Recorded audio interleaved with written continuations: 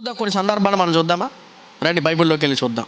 మనకు తెలుసు ఇజ్రాయిలీలు ఐగుప్తీయులు బానిసలుగా ఉన్నప్పుడు 430 సంవత్సరాలు పడలేమని వారి కింద బ్రతుకుతూ భయపడుతూ బ్రతికారు. వాళ్ళు అధైర్యంగా బ్రతికారు.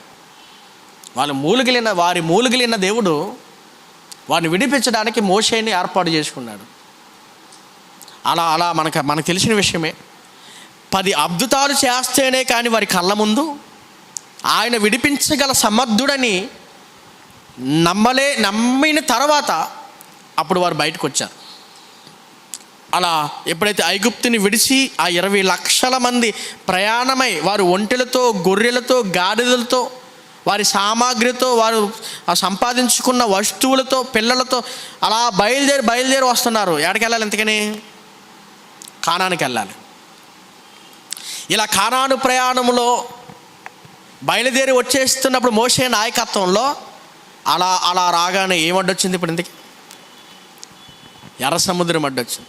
ఎర్ర సముద్రం చూసి భయపడిపోతున్నారు. ఇక్కడికి చంపడానికి తీసుకొచ్చావా? అదేదో అక్కడే చంపేచ్చు కదా మమ్మల్ని అన్నారు. వాళ్ళు చంపడానికి తీసుకొచ్చావా? అక్కడే చంపేచ్చు కదా మమ్మల్ని అన్నారు. ఎవరు?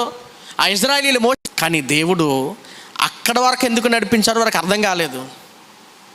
భయపడిపోతున్నారు వాళ్ళు. ఒక పక్కనేమో వెనకాలేమో ఫరో సైన్యం తరుముతుంటే ఎదుడేమో ఏముంది? ఎర్ర సముద్రం ఉంది. ఇప్పుడు పరిస్థితి ఎలా ఉన్నా చెప్పండి. మన పరిస్థితులు కూడా ఎలా ఉంటాయంటే, అప్పులేమో ఎక్కువైపోయినాయి, బాధలు ఎక్కువగా ఉన్నాయి. తీర్చకపోతేనేమో ఇల్లు తాళమేసేస్తారు బ్యాంకోడు, కట్టకపోతేనేమో ఎంత అవమానం, ఇంటికి వచ్చి అల్లరి చేస్తారు, ప్రజల్లో బ్యాట్ చేసేస్తారు మమ్మల్ని. తలెత్తుకోలేం. ఇప్పటి వరకు తలెత్తుకునే బ్రతికాం, ఈ అవమానాన్ని భరించలేము అన్నట్టు ఉంటాం. చూసారా? అదే స్థితి వాళ్ళకి.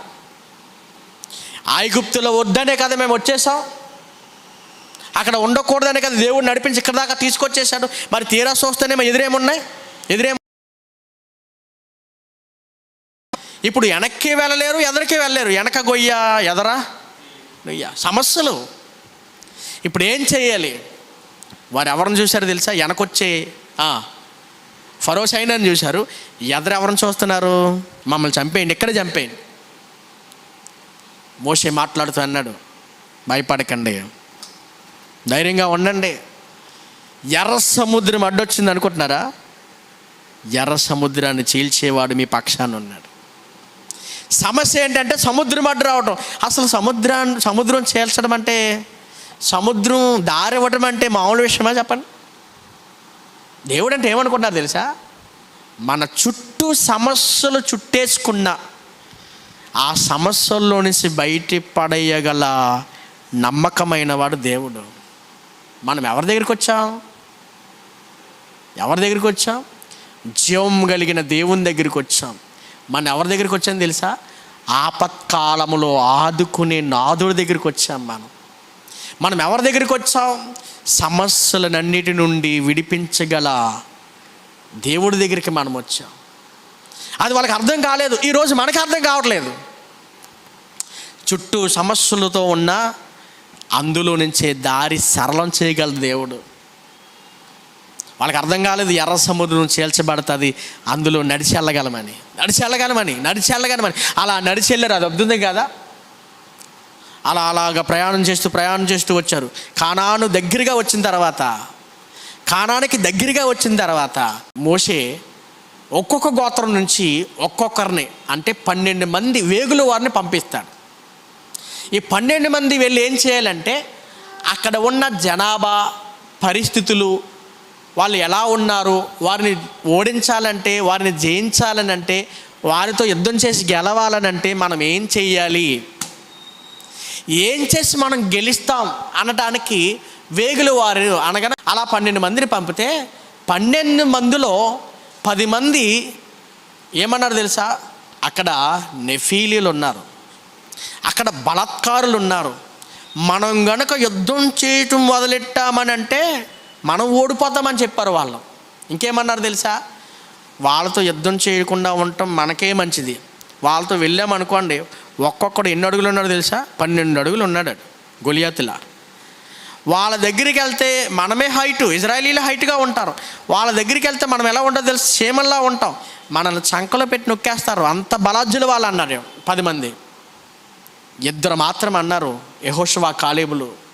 ఏమన్నారు? వాళ్ళు ఏం చేశారంటే ఆ 10 మంది వెనక్కి తిరిగి వచ్చి పంపిన వారికి సమాచారం ఇవ్వటమే కాదు, తన చెడిన కోతి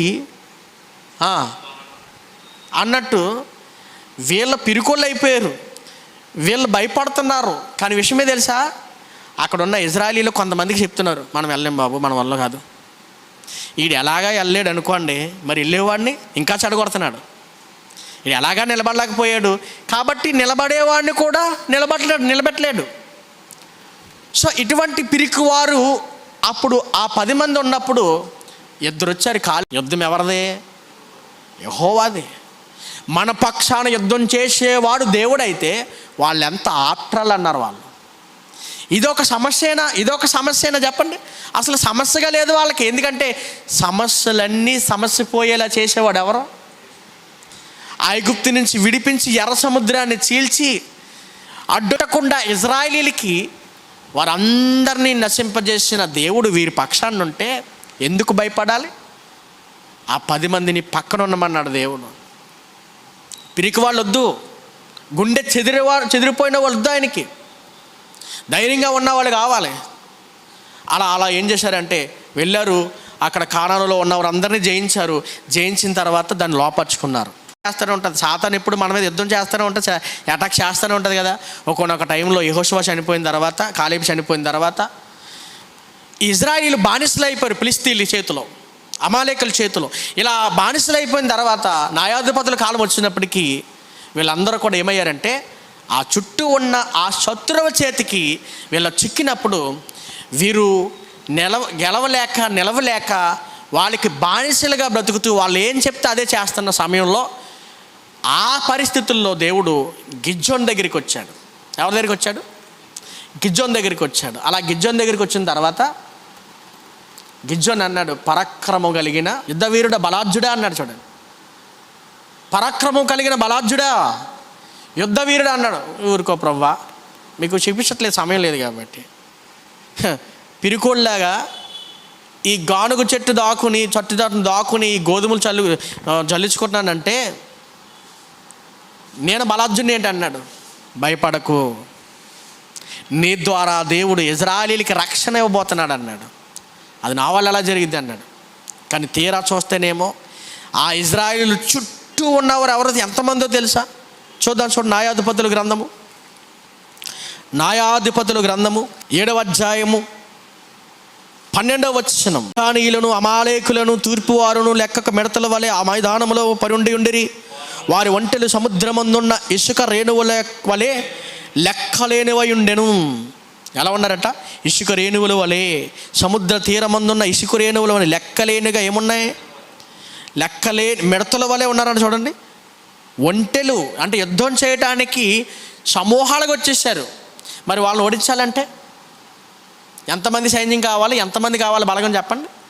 కానీ విషయం తెలుసా? గిద్యోను అన్నాడు, ప్రభువా అన్నాడు, వారితో యుద్ధం చేద్దాం నాడని అన్నాడు, గెలుద్దాం నాడని అన్నాడు. అయితే వీరిలో వచ్చిన వాళ్ళు ఎంతమంది తెలుసా? 32,000 మంది వచ్చారు. దేవుడు అన్నాడు వీళ్ళు ఎక్కువ అన్నాడు. మనం వచ్చామని అనుకుందాం, 30,000 మంది ఎక్కువ. ఇసుకేస్తే రాలనంత జనాన్ని ఓడించడానికి 30,000 మంది ఎక్కువ తక్కువ చెప్పండి? తక్కువ ఎక్కువ చెప్పండి? తక్కువే కదా. కానీ దేవుడు ఏమన్నాడు తెలుసా? 7వ అధ్యాయం 2వ వచనం చూడండి. 7వ అధ్యాయం 2వ వచనంలో, యెహోవా నీతో ఉన్న జనులు ఎక్కువ మంది, నేను వారి చేతికి మిద్యానీయులను అప్పగింపదగదు. ఇజ్రాయేలీలు నా బహుబలము నాకు రక్షణ కలుగు చేసిన అనుకుని నా మీద అతిశయించుదురేమో. 30,000 మంది మేము యుద్ధ సూర్యులం అని చెప్పి నా మీదే కాళ్ళు ఎగరేస్తారు అంటున్నాడు దేవుడు. కాబట్టి వీళ్ళు ఎక్కువ. మరి ఏం చేయాలి ప్రభువా అని అంటే 3వ వచనం, కాబట్టి నీవు ఎవడు భయపడి వణుకుచున్నాడో అని చూడండి. ఎవడు ఆధైర్యపడుతున్నాడో, వారితో యుద్ధం చేసి గెలవలేమని మనసులో అనుకుంటున్నాడో, భయపడి వణుకుచున్నాడో, వాడు త్వరపడి గిలాదు కొండ విడిచి తిరిగి వెళ్ళవలెనని జనులు వినున్నట్లుగా ప్రకటన చేయన్నప్పుడు అప్పుడు జనుల్లో నుండి 22,000 మంది వెళ్ళిపోయారు. ఎంతమంది వెళ్ళిపోయారు? 22,000 మంది వెళ్ళిపోతే ఇంకెంతమంది మిగిలారు? తర్వాత వచ్చిన 10,000 మంది ఉన్నారు అని అనుకుంటే ఇప్పుడు 10,000 మంది తక్కువ అయిపోయారు. ఇప్పుడు ఈ తక్కువతో పోనీ యుద్ధం చేయగలరా అంటే వీళ్ళకి భయమేసేస్తుంది. ఒకేసారి గుండె చెదిరి భయపడి వణుకుపోయే వాళ్ళని లెక్కించండి, పక్క వెళ్ళిపోండి అంటే ఎంతమంది వెళ్ళిపోయారు? వీళ్ళు ఎవరంటే పిరికివారు. ఒకవేళ యుద్ధంలోకి వచ్చినా చచ్చిపోతారు తప్ప వీళ్ళు యుద్ధంలో పోరాడలేరు. సో 22,000 మంది పోతే కాస్తో కూస్తో ధైర్యంగా ఉన్న వాళ్ళు ఎంతమంది ఉన్నారు? 10,000 మంది ఉన్నారు. దేవుడు అన్నాడు ఈ 10,000 మంది ఎక్కువ, ఈ 10,000 మంది ఎక్కువ అన్నాడు. ఈ 10,000 మందితో యుద్ధం చేయగలంటే మరలా ఫిల్టర్ చేశాడు వాళ్ళని. అలా ఫిల్టర్ చేస్తే ఎంతమంది వచ్చారు తెలుసా? 300 మంది. ఎంతమంది వచ్చారు చూడండి. 6వ వచనం చూడండి. 6వ వచనం, చేతితో నోటికి అందించుకుని గతికిన వారి లెక్క 300 మంది. మిగిలిన జనులందరూ నీళ్లు త్రాగుటకు మోకాళ్ళలోని కృంగిరి. అప్పుడు యెహోవా గతికిన 300 మనుషుల ద్వారా మిమ్మును ఇసుకేస్తే రాలని జనం ఎక్కడ? 300 జనం ఎక్కడ? చెప్పండి. దేవుడు చేసే పని కార్యాలు ఎలా ఉండదు తెలుసా? సమస్య ఎంత పెద్దదైనా, చుట్టూ అలమేసుకున్న, అసలు ఆ సమస్యల్లో నుండి బయటికి రాలేము అని అనుకున్న మన దేవుడు విడిపించగల సమర్థుడైన, మనల్ని గెలిపించగల సమర్థుడైన, మనల్ని నిలబెట్టగల సమర్థుడైన, మనల్ని పడిపోకుండా మన పక్షాన నిలబడగల సమర్థుడైన. ఇంకా మనకు అర్థం కాకపోతే మన సమస్యల్లో ఉండిపోయే పోరాడి గెలవలేకపోతే మనం ఎవరం? పిరికివారము. ఇప్పుడు పిరికివారికి ఏమి లేదు? పరలోకం లేదు. కాబట్టి సమస్యలతో పోరాడాలి, సాతానుతో పోరాడాలి, శరీరంతో పోరాడాలి, ఇంకా ఆత్మీయ స్థితిలో నిలబడటానికి మన వల్ల కాలేనప్పుడు దానితో పోరాడి నిలవాలి. ప్రభువా నీ దగ్గరికి రాలేకపోతున్నాను ప్రభువా అంటే సమస్యలతో పోరాడి రావాలి. ప్రభువా నేను చదవలేకపోతున్నాను నీ వాక్యం అన్నప్పుడు ఈ దేహంతో పోరాడి చదవాలి. మీకు అర్థమవుతుంది అనుకుంటా. ప్రభువా నేను ఎందుకో ఇంకా బలహీనంగా ఉన్నాను, నా నోట బూతులు వస్తున్నాయి, నా చూపులు ఇంకా లోకం వైపు ఉన్నాయి, నా ఆత్మీయ స్థితిలో నేను నిలబడలేకపోతున్నాను, నేను ఉందామనుకుంటున్నాను కానీ నిలబడదామనుకుంటున్నాను కానీ నీలో నిలబడలేకపోతున్నాను ప్రభువా అని అంటున్నారా? అని అనుకుంటున్నామా? అనుకుంటామేమో కానీ నిలబడగలము, నిలబెట్టేవాడు ఉన్నాడని ఆయన దగ్గరికి వచ్చినప్పుడే మనం ధైర్యంగా ఉండగలం. ఎప్పుడైతే ధైర్యంగా ఉంటామో అప్పుడే మనము పరలోకానికి వెళ్తామని గమనించుకోవాలి. మనం యాక్చువల్గా దేవుని వద్దకు వచ్చి దేవుని శక్తిని పొందుకున్నాం. ఎలా పొందుకున్నాం? మీకు అర్థం కావడానికి దేవుడు చేసే ప్రతి కార్యములో పాత నిబంధనలో ఆత్మ ద్వారా కార్యము జరిగించాడు, పరిశుద్ధాత్మ ద్వారా. కొత్త నిబంధన వచ్చినప్పటికి కూడా అదే పరిశుద్ధాత్మ ద్వారా మనలో కార్యాన్ని జరిగిస్తాడు ఆయన. బాప్తిసం తీసుకున్న మనలో ఎవరు వస్తారు? పరిశుద్ధాత్ముడు. మనం పొందుకుంది ఎవరని? పరిశుద్ధాత్మని. సమస్యలతో కృంగిపోతూ ఉంటే మనలో ఉన్న పరిశుద్ధాత్ముడు ఏమంటున్నాడు తెలుసా? కృంగిపోకు, ధైర్యంగా ఉండు, ప్రార్థించు, కనిపెట్టు, నీ సమస్యలకి మార్గం తెరిచే దేవుడు పరలోకంలో ఉన్నాడు, ఆదరించే నాదుడు ఉన్నాడు, ఆదుకునే దేవుడు పరలోకంలో ఉన్నాడని గుర్తు చేస్తే సమస్యలనే చూస్తున్నాం కానీ మనలో పురుకొల్పుతున్న పరిశుద్ధాత్మకి అవకాశం ఇవ్వట్లేదు. ధైర్యంగా నిలబెట్టే పరిశుద్ధాత్మ మాట వింటలేదు మనం. ఇంతకీ మనం పొందుకున్న ఆత్మ కూడా పిరికితనం కలిగిన ఆత్మ కాదంట. చూద్దాం ఆ మాట ఒకసారి. తిమోతిలకు రాసిన 2వ పత్రిక 1వ అధ్యాయం 7వ వచనం. తిమోతిలకు రాసిన పత్రిక 2వ పత్రిక 1వ అధ్యాయం 7వ వచనం. త్వరగా 2వ తిమోతి 1:7. దేవుడు మనకి శక్తియు ప్రేమయు ఇంద్రియ నిగ్రహములు గల ఆత్మనే ఇచ్చును కానీ పిరికితనము గల ఆత్మనియలేదు. క్రైస్తవులైన మనందరికీ దేవుడు ఇచ్చిన ఆత్మ ధైర్యం కలిగేది, మనల్ని నిలబెట్టగలిగేది, మనల్ని నడిపించగలిగేది ఇంద్రియ నిగ్రహము గల ఆత్మ అన్నాడు. చూడండి, ఇంద్రియ నిగ్రహాలు అంటే ఏంటి? ఇంద్రియ నిగ్రహాలు అంటే తెలుసా మీకు? ఇంద్రియాలు అంటే ఎన్ని? జ్ఞానేంద్రియాలు అన్నారు. ఇంకా చెప్పాలంటే నవరంధ్రాలు అంటారు. ఇంకా చెప్పాలంటే జ్ఞానేంద్రియాలు అంటారు. ఇంద్రియ నిగ్రహాలని అంటే మన కోరికలని అదుపు చేసుకోవటం. శరీర కార్యాలు స్పష్టమైనవి అని అంటాడు. ఎన్ని ఉంటాయి శరీర కార్యాలు? ఆత్మకార్యాలు ఎన్ని? ఆత్మఫలాలు ఎన్ని చెప్పండి?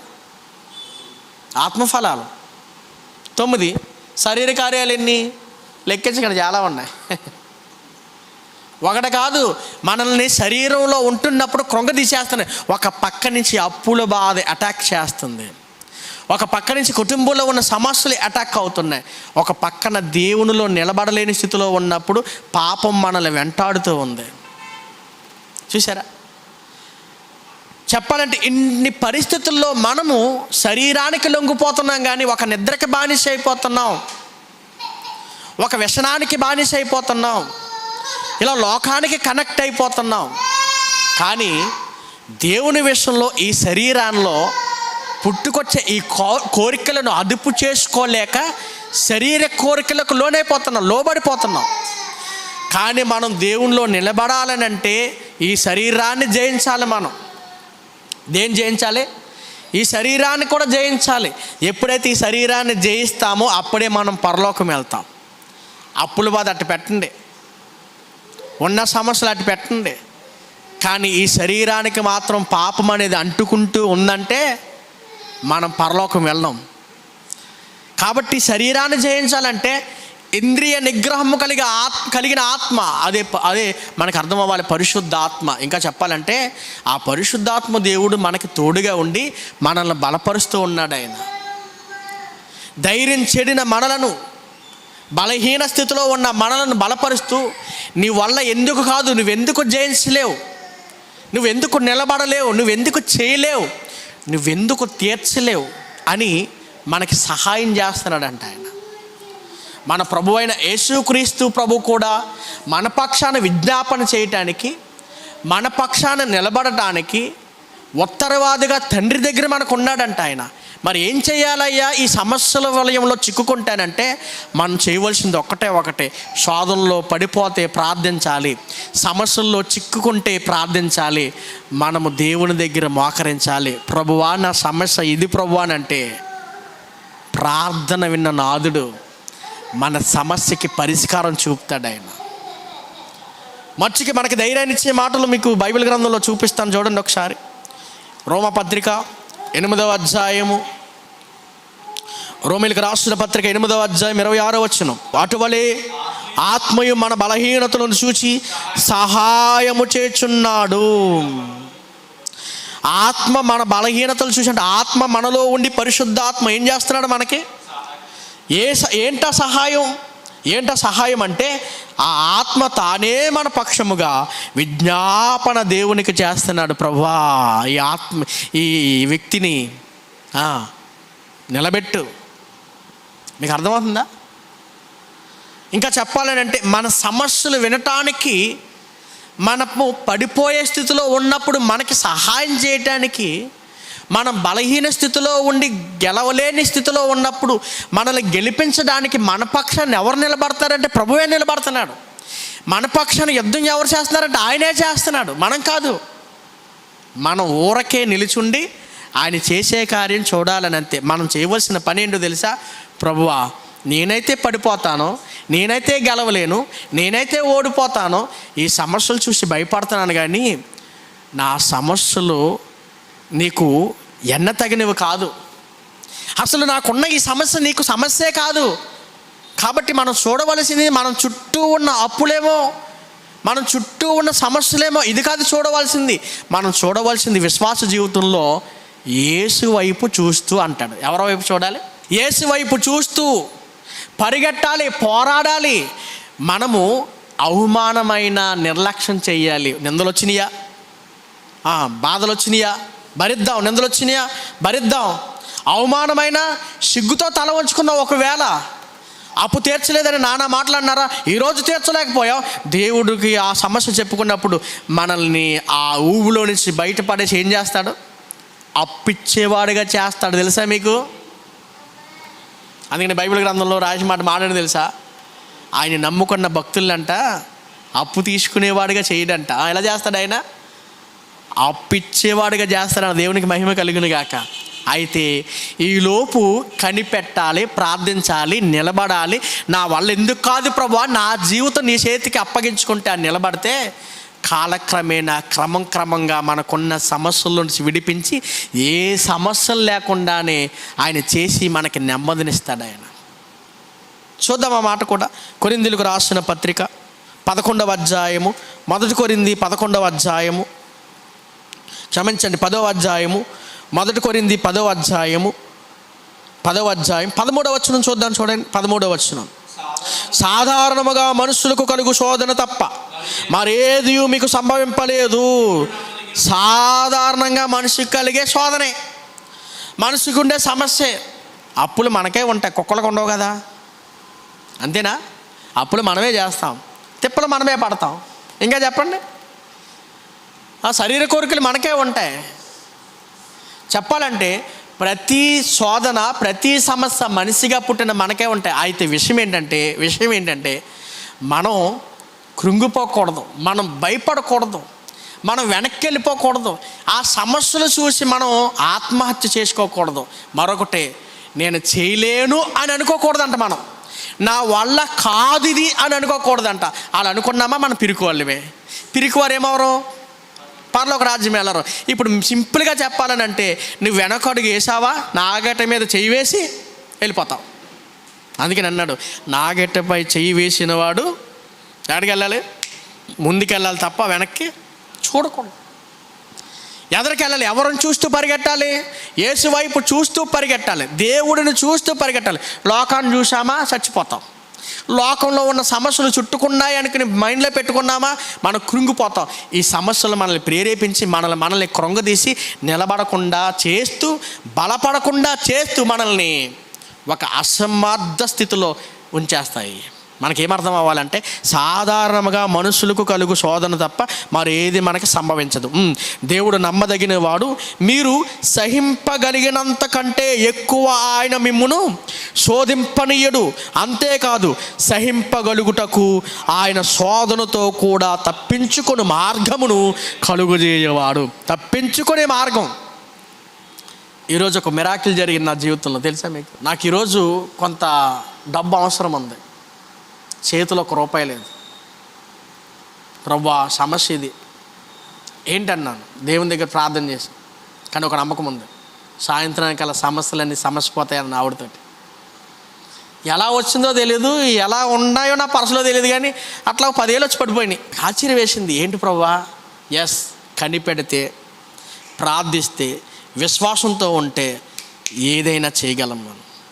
అది దేవుణ్ణి బట్టి.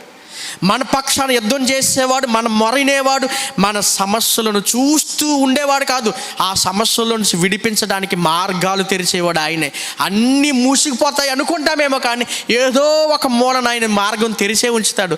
ఆ మార్గం తెరిచి ఉంచే లోపు నువ్వు చచ్చిపోకూడదు, నువ్వు కృంగిపోకూడదు, పిరికోళ్ళ మారిపోకూడదు. ప్రభువాని కనిపెట్టి మోకరిస్తే, కన్నీళ్ళు విడిస్తే, నా జీవితం నీ దగ్గర సమర్పించుకుంటే ఏంటి ప్రభు అంటే, ఆ సమస్యకి ఖచ్చితంగా దేవుడు ఇస్తాడు, సమాధానం ఇస్తాడు. ఎంత మంచి మాట చూసారా? దేవుడు నమ్మదగిన వాడు. ఎవరినో నమ్ముకుని 10 ఏళ్ళు అడిగామే మాట ఇవ్వలేదు, కానీ ఆ సమస్య తీసుకొచ్చి ఎవరికి చెప్పాం? దేవుడు నమ్మదగిన వాడినా? వాగ్దానం చేసిన వాడు నమ్మదగిన వాడు. ఆయన మాట ఇచ్చాడు. ఏంటో తెలుసా మాట? ఆపత్కాలముల్లో ఆదుకునేవాడు ఆయనే. ఆపత్కాలాల్లో ఆదుకునేవాడు ఆయనే. కృంగిన మనసులను కట్టేవాడు ఆయనే. గుండె చెదిరిన వారిని బాగు చేసేవాడు ఆయనే. సమస్యలకి సమాధానాన్నిచ్చేవాడు ఆయనే. ఈ లోపు మనమే ఏది చేయలేక, నా వల్ల కాదని కృంగిపోయి, చేసిన అప్పులు తీర్చలేక అలా కృంగిపోయి, చివరికి మనం ఏదో చేసుకుందాం అనుకుని పిరికి వాళ్ళ మనం మారిపోతే మనం ఎక్కడికెళ్ళాం? మనం చూడవలసింది సమస్యలు కాదు, మనం చూడవలసింది దేవుణ్ణి. సమస్యలు ఈరోజు ఉంటాయండి, రేపు ఉంటాయా? మన జీవితంలోనికి ముందు చెప్పాను, మనకి పుట్టుక నుండి పోరాటమే, పోరాటములో నుండే వస్తుంది గెలుపు. మీకు అర్థమైందా?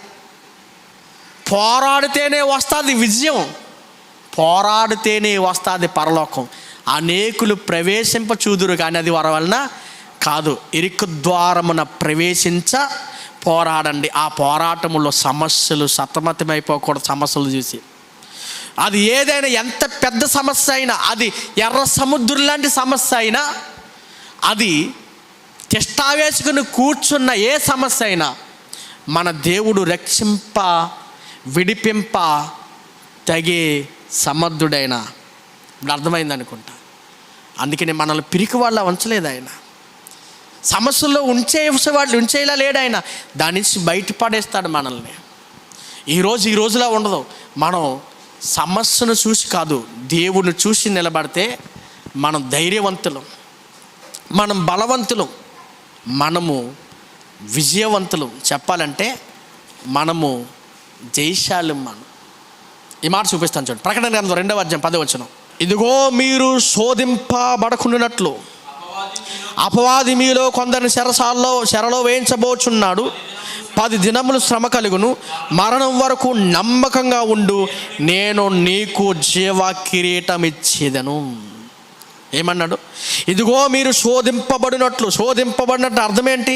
మీ మీదకి కొన్ని శ్రమలు రాబోతున్నాయి. అయితే ఒక్క విషయం గుర్తుపెట్టుకోండి, దానికి భయపడకండి, వాటికి భయపడకండి, నమ్మకంగా ఉండు, నిన్ను విడిపించి నీకేమిస్తానన్నాడు ఆయన. పౌలు పోరాడాడు అన్నాడు, ఇదిగో నేను పోరాడాను, గెలిచాను, నా కొరకు ఏముంచబడింది అన్నాడు, జీవకిరీటం. ఇదిగో తిమోతి, నేను మంచి పోరాడాను. ఏ పోరాటం పోరాడాడు ఆయన? తన దేహంతో పోరాడాడు, సమస్యలతో పోరాడాడు, ఆకలి లేములతో ఉంటూ పోరాడాడు, సాతానుతో పోరాడాడు, పరలోకం పొందుకున్నాడు, ధైర్యంగా బ్రతికాడు, ధైర్యపరిచాడు. ఈరోజు పరలోకంలో ఉన్నాడు. ఆ ధైర్యం కలిగి బ్రతికిన భక్తుల జీవితాలు ఈరోజు మనకి ధైర్యాన్ని ఇస్తున్నప్పుడు, వాళ్ళందరినీ బలపరిచి ధైర్యవంతులుగా నిలబెట్టి గెలిపించిన దేవుడు వారి పక్షాన ఉన్నాడని ఎన్ని రుజువులు మనకు కనబరుస్తూ ఉంటే మనకు అర్థం కావట్లేదా? మనం పోరాడి గెలవాలని, ఓడిపోవటానికి కాదు మనం దేవునిలోనికి వచ్చింది, దేవుణ్ణి నమ్ముకున్నది. పిరికి వాళ్ళ మారిపోవడానికి కాదు ఆయన దగ్గరికి వచ్చింది. మనలో ఉన్న ఆత్మ సహాయంతో ధైర్యంగా నిలబడాలి. ప్రభువా ఏంటి నాకు ఈ సమస్య అని ప్రార్థన చేస్తే ఖచ్చితంగా మనల్ని విడిపించే నమ్మకమైన వాడు దేవుడు. ప్రార్థనలో మనం అందరం పోరాడదాం, మన సమస్యలన్నీ ఆయనకి చెప్పుకుందాం. ఆ సమస్యల నుంచి ఆయనే మనల్ని విడిపించి, మనల్ని బలపరిచి, మనల్ని విజయవంతులుగా నిలబెట్టునుగాక. ఆమేన్. ప్రార్థించుకుందాం. దయగలిగిన తండ్రి, కృప కలిగిన మా దేవ, మీ ఘనమైన శ్రేష్టమైన నామానికి స్తోత్రాలు ప్రభువా. ఈ విలువైన సమయంలో శ్రేష్టమైన సంగతుల ద్వారా మమ్మల్ని బలపరిచారు ప్రభువా. పిరికివారు మాత్రమే ఈ లోకంలో నుంచి వేరైపోవాలనుకుంటారు తండ్రి. ఓడిపోయిన వాడు మాత్రమే, జయించలేని వాడు మాత్రమే తండ్రి ఈరోజు ఆత్మహత్యకు గురవుతారు ప్రభువా. అటువంటి పిరికివారు పరలోక రాజ్యంలో వెళ్ళలేరు, రాలేరు అని ప్రభువా మీరు తెలియజేశారు ప్రభువా. అవును నాయన, మా చుట్టూ సమస్యలు అలుముకున్నా, సమస్యలు చుట్టుకున్నా ప్రభువా, వాటి నుంచి విడిపించగల మార్గాన్ని నాయన సిద్ధం చేయగల సమర్థులు ప్రభువా. అటువంటి ధైర్యవంతులైన మీరు మాతో ఉండగా ఈ చిన్న సమస్యలు మాకు ఏ పాటివి ప్రభువా. అవును తండ్రి, గుండె చెదిరి బ్రతుకుతున్న మాకు ధైర్యాన్ని ఇచ్చే దేవుడవు, ఆపత్కాలాల్లో ఆదుకున్న దేవుడవు నాయన. మా సంఘాన్ని బట్టి, క్రైస్తవ సమాజాన్ని బట్టి, ఈ వర్తమానం విన్నవారిని బట్టి ప్రార్థన చేస్తూ, వారికి ఏ సమస్యలు, ఏ ఇబ్బందులు ఏవి చుట్టుకున్నావో మాకు తెలియదు కానీ నా తండ్రి, ఆత్మీయ స్థితిలో నిలబడలేకపోతే వారిని బలపరచండి, మీ ఆత్మతో నిలబెట్టండి ప్రభువా. ఉన్న సమస్యలతో సతమతమైపోతూ ఉంటే నా తండ్రి, కుటుంబ సమస్యలైతే, ఆర్థిక ఇబ్బందులైతే, కొన్ని లోకపరమైన సమస్యలైతే ప్రభువా, ఏ సమస్యనైనా ప్రభువా వాటి నుంచి విడిపించగల నమ్మకమైన సమర్థులు నా తండ్రి, వారందరినీ బలపరిచి విడిపించమని ప్రార్థన చేస్తూ క్రీస్తు వారి నామములు ప్రార్థన సమర్పిస్తున్నాము తండ్రి. ఆమేన్. అందరికీ వందనాలు.